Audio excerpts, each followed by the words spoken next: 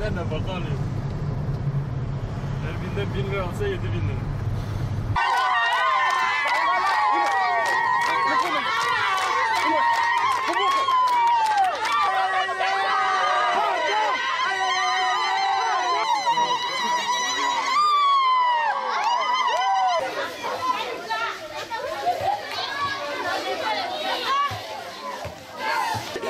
Avrupa Yetim Eli olarak Ferit Çalar ve ailesi adına aldığımız adak kurbanın vekaletini veriyoruz. Allah-u Teala Çalar ailesinin niyetini kabul eylesin, evlerine huzur, bereket ihsan eylesin. Vekaletini aldık, kabul ettik, Allah kabul etsin inşallah. Awan ndio choma idaba choma.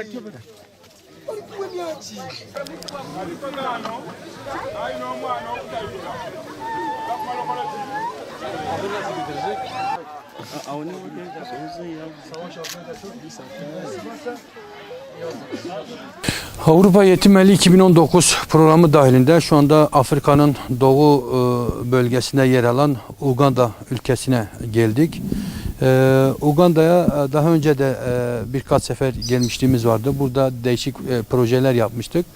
Bu seferki projemiz adak, akika, şükür kurbanlarının kesimi, yetimhanelerin ziyareti, yetim ve okullara ranzalar alınması, sünnet programı, gıda paketini dağıtımı, yetim ve çocukları giyindirme, daha önce açılan su kuyuların ziyareti, ayrıca devam eden cami inşaatlarımızın teftişi ve ileriki dönemlerde yapılacak değişik projelerin altyapısını oluşturmak için bugün Uganda'dayız. İnşallah ileriki günlerde de araziye çıkacağız ve bu projelerimizi gerçekleştireceğiz. Yani tabii Avrupa Yetim Eli'nin yardım çalışmaları tek Afrika ile sınırlı değil. Afrika, Asya, Balkan ülkeleri, Yemen, Filistin, Türkiye ve bu ülkelerde çalışmalarımız devam ediyor ve edecek inşallah. İşte yeni yılda biraz daha değişik bir projelerle inşallah başlayacağız ve bu yeni yılda eğitim gören öğrencilere, medrese öğrencilerine daha ağırlık vereceğiz. Çünkü biz bunun bilincindeyiz.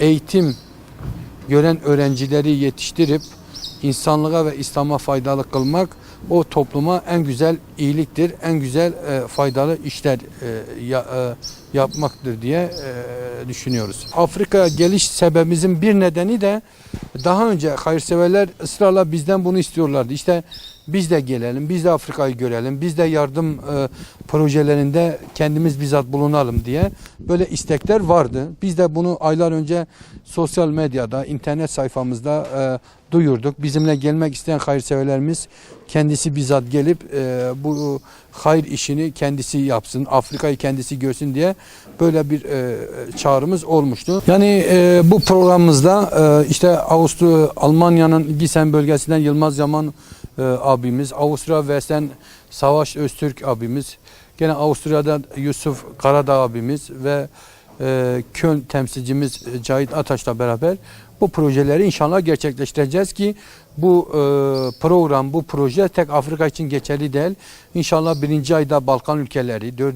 ayda Nisan ayında Türkiye, peyderpey bu ziyaretlerimizi hayırseverlerimizle beraber inşallah değişik ülkelerde, değişik kıtalarda gerçekleştireceğiz. Buradaki amacımız, hedefimiz nedir? Burada biz istiyoruz ki hayırseverlerle mağdurlar arasında gerçekten köprü oluşturalım ve hayırseverler kendileri gelip de bu yardımları kendi elleriyle, kendi gözleriyle görsünler, dağıtsınlar ve bu mağdurların sofralarına otursunlar. Onların mağduriyetini beraber yaşasınlar. Susuzluğunu beraber yaşasınlar. Elbise yoksa o elbisesizliği beraber görsünler ki en azından nasıl bir yardım projeleri yaptığımızı görsünler. İşte amacımız, hedefimiz budur.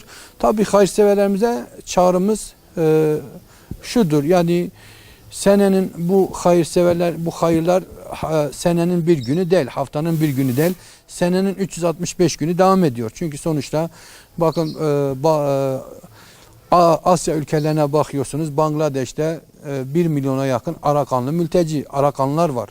Yemen'e bakıyorsun, bir sürü sıkıntılar var.